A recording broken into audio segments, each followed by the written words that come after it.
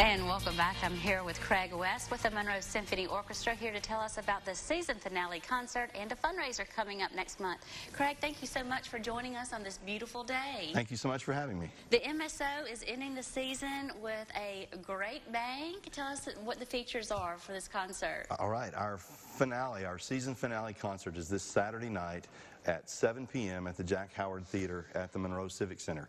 We're going to feature two award-winning pianists, one who was the winner of the Marjorie Strickland Emerging Artist Competition last year. His name is Joseph Kingma. And then also a young lady that won this year. Her name is Beatrice Huang, and she's going to be playing on the front half of the concert, and then he'll play the second half of the concert. And so it's just an exciting, just different styles and different pieces of music, just be a great time. How many members does the orchestra comprise of? Well, it varies. Each piece, requires a different number of people to play. It could be anywhere from a small group of about 30, which we did in March, or as large as 60, which we'll have this weekend. This is very interesting. I was talking to Al Peterson about this, and he asked me to ask you this question. So I don't mean to throw you a curveball, but how much does it cost to put on a concert? Well, a typical concert is between $15,000 and $20,000. It really just depends, again, on the size of the orchestra and what we do. The venue sometimes plays into that cost, but it's typically between $15,000 and $20,000. So it's quite a bit more than people might expect. And so that's why it's important, really, to support the arts here, because without community support, then we won't have these wonderful concerts. Absolutely. And in any given concert, about a quarter of the cost is covered by people buying tickets. And so there's a great need to support both the season as a whole, but also individual things that are accomplished during the season as well. And what is the biggest cost, bringing talent in? Well, it just varies.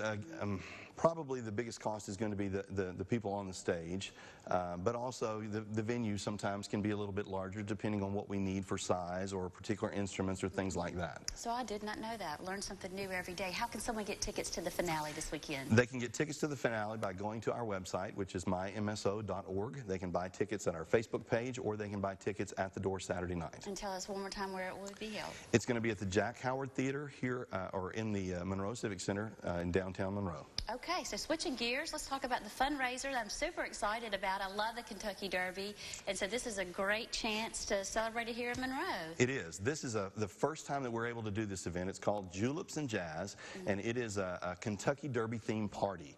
And so on Saturday, May the 4th, from 4 o'clock to 6:30 p.m., we're going to have a wonderful time. You can come dressed in your great Kentucky Derby themed suit or bow tie if you're a man, or if you want to wear the fascinator, the great big hats. Yeah. Yes, oh yes. And there'll be prizes for the best dressed man and woman, and there'll be lots of activities to do there during the day. The LA Jazz Quartet is going to be there to play music all during the afternoon.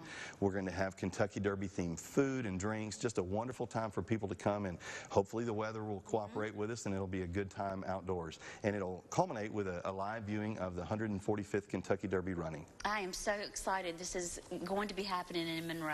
We're thrilled to be able to do it. Great for us. And also the next day will be Blend of the Bayou. Correct. This weekend is being called Blend Fest, and we're partnering with the Arts Council of Northeast Louisiana. They do hold their Blend of the Bayou on the first Sunday of May, and so our event on Saturday, the day before, you can buy tickets for an individual event, or you can buy a combination ticket that will be a weekend pass for both.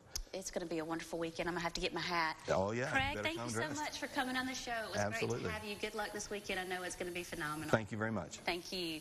And still ahead, we'll have more Louisiana living. We'll be talking about dine and wine under the vine. Say that 3 times. That's just ahead. Stay with us.